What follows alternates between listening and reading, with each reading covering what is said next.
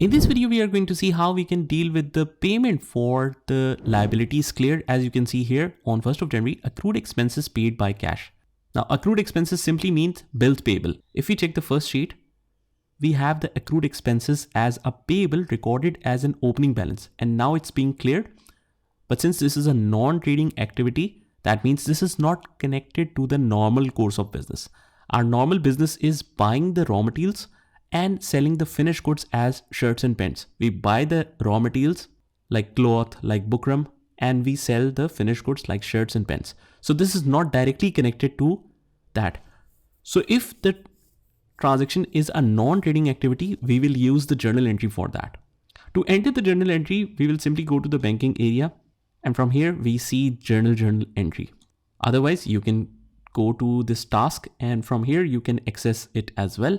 Once we click in here, the date of transaction is 1st of January. You can put any reference number here. So 001. Let's put accrued expenses here. Accrued expenses 2315.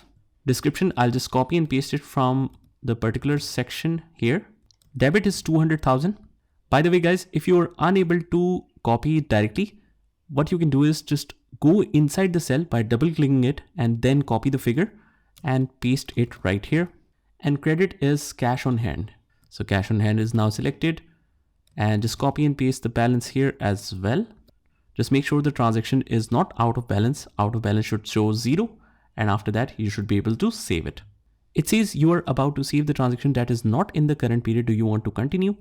Click yes, but we will adjust the period as well. So in the next video, we will see how we can select the relevant period or make the corrections to the period. So this is how you can deal with the payment for the liability recorded in Sage. Just try it by yourself, and I'll see you in the next one.